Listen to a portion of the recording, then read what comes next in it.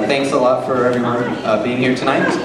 These festivities are sponsored in part by the Savoy Swing Club, and they're all very happy that you're able to be here. I'm just up here for a bit to introduce the lady of the hour, Miss Lorraine O'Neal.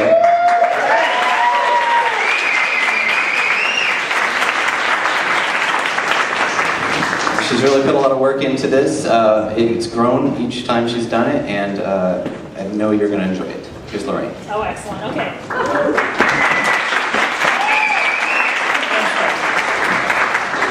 I'm not used to speaking to microphones. Okay, hello everybody. Welcome to the Vintage Fashion Show, essentially. Yeah, and the first event of the Killer Diller weekend. Oh my goodness, wow, it's happening. Here it is. Okay. Vintage Fashion Show. Here it is. I've assembled a live history lesson for you is what I'm doing here. It's an authentic collection of clothing from the 20s, 30s, and 40s. And it's assembled into this live history lesson kind of way. And I've tried to create like a walking museum of this clothing for you. Every ensemble in the show is authentic, from the time period, it's meticulously crafted. It's meticulously crafted. And it's representative of the time. And it acts as a picture of the time. And the collection is not only from my own collection from over the years, but also many of the models in the show are wearing their own clothing as well. So thank you, models back there. Yeah. There are like 30 girls shoved into this like tiny little corner over here. And some guys too. Okay, but I also want to note that there are quite a few pieces of clothing in the show that were donated to us. And these were donated from family collections, essentially, that have been saved for, in some cases, like 80 years in that family. And so I want to pay homage to these people that have done this. Betty Mueller, please stand. My Aunt Diane, please stand. Okay. And Janine Queen, I think. Janine, are you here? So I really think it's wonderful that these pieces were recognized as something special to the family, and they held on to them when it could have just, so much more easily been thrown away. So, anyway, we are going to celebrate you three for donating these for the show, and I dedicate the show to you, okay? Thanks, Betty in particular. Betty in particular donated an amazing collection, so I appreciate it. Thank you. Okay. I just want to say that I'm sorry, there's no photography in the show. I do have many photographers in the back, but, okay. There, I said that part. I didn't want to do it, but yeah. Okay, so the goal of the show is to give you a history lesson of vintage fashion, yeah? And I've divided it into the 20s, 30s, and 40s.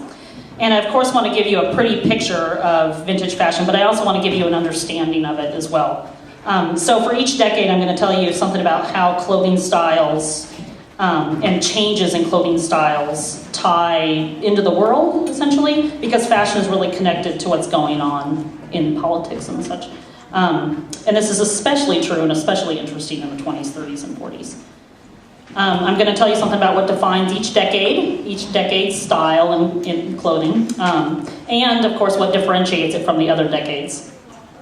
And we'll talk a little bit about what's going on in the world, like the politics and the social changes, what's going on in the media, because all these things really tie together and are reflected in fashion. So hopefully we'll tie all those things together for you. Yeah, sound good? Yes. Okay. Oh, tomorrow, December 5th, is the 76th year anniversary of the repeal of Prohibition, you guys. Did you know that? So, I know, that's what we're celebrating right there. So after the show, we have a bar downstairs, and that is what you're going to toast to. Heard it on NPR this morning. Okay, so let's just start with a view of early 1900s fashion. I'm just going to give you a mental picture of this. So a mental picture of early 1900s fashion. Picture this: during the 1900s and like 1910, women wore suit dresses with long hemlines and full skirts. And they had jackets that were belted in at the waist, and they were corseted into these things. So the waist was really defined. And the corset is really important right there. This is what was called the Gibson girl. But during the 20s, serious social changes were at work, and these changes happened really rapidly. Importantly, World War I had ended, right? So people wanted to have fun. They wanted to be free-spirited. So that's one, probably the biggest social change that was happening. But there was also the development of new technologies, right? People were getting cars. There was the development of the mass media, and people were influenced by the mass media in a way they hadn't been before. This was the introduction of like new magazines, like Vogue magazine started in the 20s. Going to the movies was commonplace. People saw celebrities and they were influenced by their choices that they were wearing in the movies. Importantly, this was the women's suffrage movement. So women had gained the right to vote, and this is reflected in clothing. Women kind of became bold at this time.